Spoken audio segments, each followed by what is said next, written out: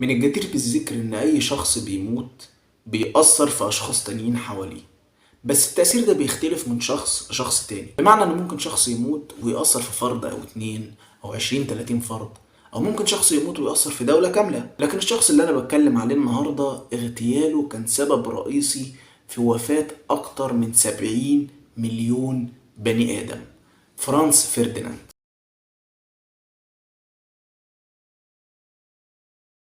طيب مين هو فرانز فرديناند؟ يوم 28 يونيو سنة 1914 اتوجه فرانز فرديناند ولي عهد النمسا لزيارة للعاصمة سرافيو، عاصمة إقليم البوسنة، وهناك تم اغتياله على إيد فرد من أفراد جماعة اليد السوداء التابعة بشكل غير مباشر للحكومة الصربية. طيب ثواني بس، هو إيه حوار صربيا والنمسا والكلام الفاضي ده كله؟ عشان نفهم لازم نرجع بالزمن شوية كمان لورا، سنة 1870. السنة ديت انتهت فيها الحرب البروسية الفرنسية اللي كانت بين مين؟ ألمانيا وفرنسا، وقدرت فيها ألمانيا إن هي تنتصر على فرنسا وياخدوا منهم غصب واقتدار إقليمين، الألزاس واللورن، حتتين أرض خدوهم منهم. ونتيجة للحرب ديت ابتدت ألمانيا نظرا لأن هي كانت خايفة من رد فعل فرنسا تعمل تحالفات وتظهر كقوة عظيمة في أوروبا. عملت تحالف مع النمسا اللي كانت امبراطورية قوية جدا وقتها وعايزة تحافظ على قوتها، وكذلك الأمر مع روسيا، لكن تحالفها مع روسيا ما طولش نظرا للخلافات اللي كانت بينهم وبين بعض. فدخلت مكانها إيطاليا اللي كانت لسه دولة ناشئة وقتها، كانوا لسه متوحدين وعايزين يثبتوا نفسهم ويلحقوا السباق الاستعماري اللي فاتهم. فكده بقى عندنا تحالف أول ما بين ألمانيا، النمسا، إيطاليا.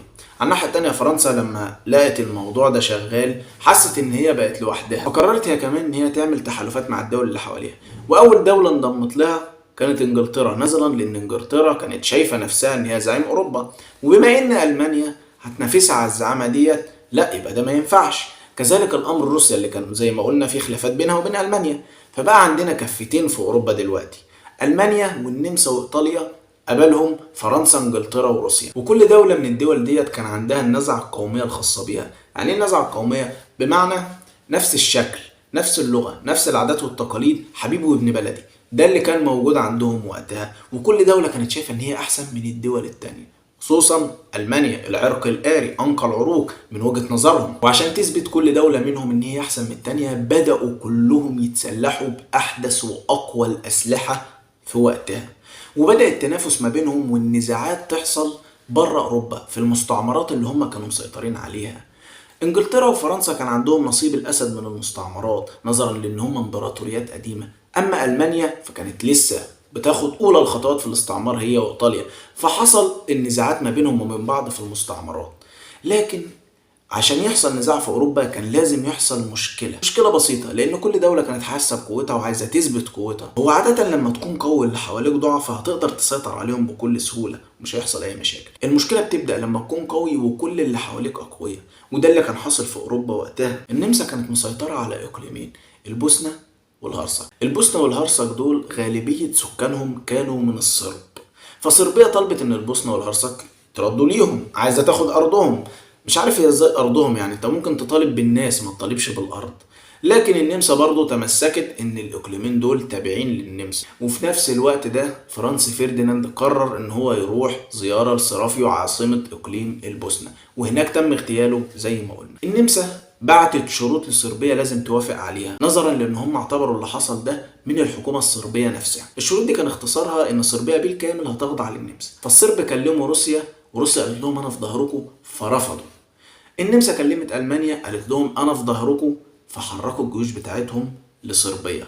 وكذلك الأمر روسيا حركت الجيوش لصربيا، كله خد سلاحه وشمر ونزل، وبدأ دور الأمم الأوروبية. من الجدير بالذكر إن أكتر شخص كان ضد الحرب وكان مع السلم هو فرانس فرديناند، وما كانش عنده أي مشكلة إن هو يقدم إقليمين البوسنة والهرسك للصرب لو مسك حكم النمسا.